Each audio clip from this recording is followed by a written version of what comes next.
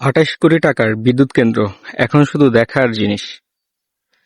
অযত্ন অবহেলায় বন্ধ হয়ে গেছে দেশের প্রথম ও সর্ববৃহৎ বায়ুবিদ্যুৎ কেন্দ্র।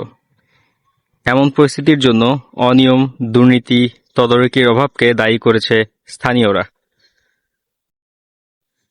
কক্সবাজারের সাগর দ্বীপ কুতুবদিয়া মানুষকে বিদ্যুৎ সুবিধা দিতে দুটি প্রকল্পের অধীনে ৩৮ কোটি টাকা ব্যয়ে নির্মিত হয়েছিল বায়ু বিদ্যুৎ কেন্দ্র। একটি প্রকল্প ২০০৭ সালে, অপরটি ২০১৬ সালে চালু হয়। দুই প্রকল্পের অধীনে কেন্দ্রের জন্য স্থাপন করা হয় ৭০টি হাওয়া-কল। বিদ্যুৎ কেন্দ্রের প্রথম প্রকল্পের অধীনে স্থাপন করা হাওয়া-কল থেকে বিদ্যুৎ সরবরাহ করা গেছে মাত্র কয়েকদিন। দ্বিতীয় দফায় চালু হওয়া হাওয়া-কলগুলো সক্রিয় ছিল কয়েক মাস। এরপর থেকেই বিদ্যুৎ কেন্দ্রের হাওয়া-কলগুলো কেবল দেখার জিনিসে পরিণত হয়েছে। এলাকার বাসিন্দারা বলেছে, বায়ু বিদ্যুৎ প্রকল্পের পুরো টাকাটাই প্রকৃতপক্ষে অপচয় হয়েছে। এটি এখন তাদের বোঝা। সরকারি কোষাগারের মূল্যবান টাকা খরচ করে একটি বিদ্যুৎ কেন্দ্র তৈরি হলেও জাতীয় তথ্য বাতায়নে বায়ুবিদ্যুৎ কেন্দ্রের এলাকাটি দর্শনীয় স্থান হিসেবেই উল্লেখ করা হয়েছে। বিদ্যুৎ উন্নয়ন বোর্ডের তথ্য অনুযায়ী কুতুবদিয়া আলী আকবর ডেইল ইউনিয়নের তালবের চর এলাকায় পশ্চিম সৈকতে ২০০৭ সালে ১৪ কোটি টাকা ব্যয়ে নির্মিত করা হয় ১,০০০ কিলোওয়াট উৎপাদন ক্ষমতার বায়ু বিদ্যুৎ কেন্দ্র।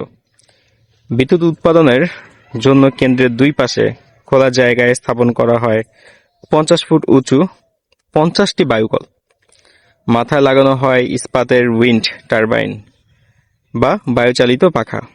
বাতাসে পাখা ঘুরলে উৎপাদিত হয় বিদ্যুৎ। সেই বিদ্যুৎ ব্যাটারিতে জমা করে গ্রাহকদের কাছে সরবরাহ করা হয়।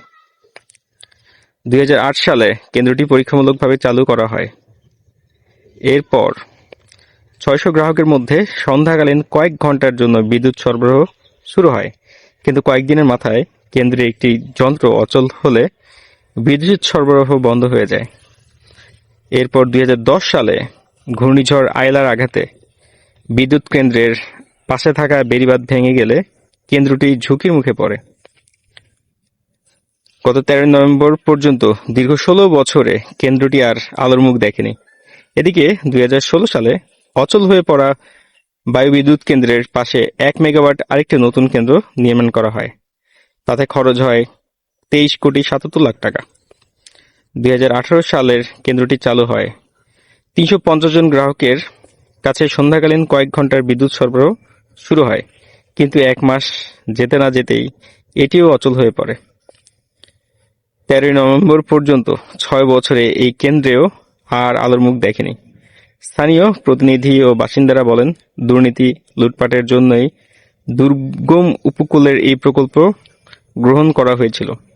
এজন্য কাউকে জবাবদিহি করতে হচ্ছে না। কেন্দ্রীয় দুটি অযত্ন অবহেলায় পড়ে নষ্ট হয়ে যাচ্ছে।